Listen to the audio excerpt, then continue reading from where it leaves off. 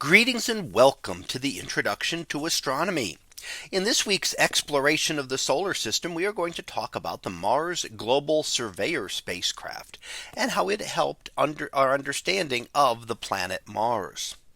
So the Mars Global Surveyor launched in November of 1996, and its purpose was to study many things about Mars, which included the geology of the planet, the atmosphere and weather of Mars, as well as looking at seasonal changes on Mars. So these are a few of the different things it was studying, but of course it would look at much more. So what did it do over its 10-year life?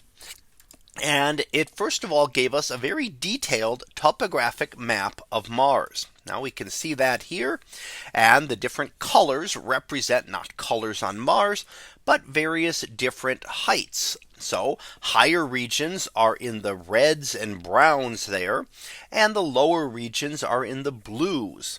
So we can see that on Mars, the northern hemisphere is very low, and there are regions in the equatorial regions that are high, but overall the southern hemisphere is much higher. We can see the lowest area, though, is actually in the southern hemisphere, a very large impact basin that is present over toward the right hand side here. So that gave us really a complete topographic map of Mars and allowed us to study that. We can see some things on this, such as the volcanoes off here. On the left hand side, here's that large impact basin, as well as the much lower level areas here. And you can see that they are much lower crater levels. There's far fewer craters there than in the southern region. So that's the question as to how well they were worn down, because any part of Mars would have been impacted by about the same number of craters, and should have about the same number of craters. But there, for various reasons, between dust storms burying things, that's quite possible that some regions would have now far fewer craters. We also found that Mars had a layered crust. So we're able to see that now. And let's take a look at that image. And we can see that Mars has various layers in the crust, especially visible off to the right hand side there. Now there are various reasons for the layers, which could include things like volcanic activity, but could also include various weathering effects in water, which would cause layers to occur. So it's again giving us some of those hints that water and erosion might play bigger parts on Mars than we might have expected very early on. We also found, as terms of evidence for water, we found the mineral hematite. Now hematite generally forms in water. So is this evidence that water existed on Mars in the past? Now we do know that Mars cannot hold liquid water on its surface right now, but could have been and was much warmer and had a much thicker atmosphere in the past.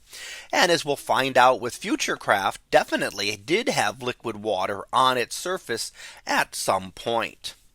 And one of the other interesting findings were holes in the south polar cap.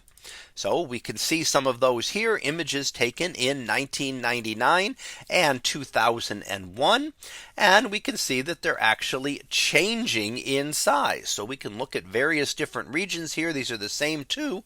And we can watch as the holes in the cap are growing over time. So various areas that were present there seem to be the ices there are evaporating out into the atmosphere. So are there overall changes to Mars that are going on? And of course, we're still trying to learn this as to whether this is any kind of global trend on Mars, or if we're just looking at certain parts and certain seasonal changes that are occurring.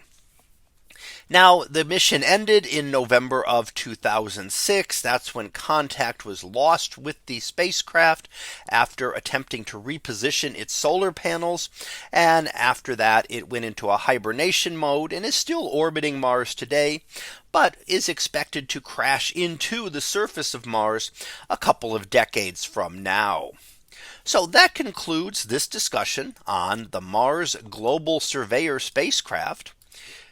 let's go ahead and summarize what we've looked at. We talked about Mars Global Surveyor, launched to study, as you might expect, Mars, looking at things like geology, atmosphere, and the seasonal changes that occur on Mars.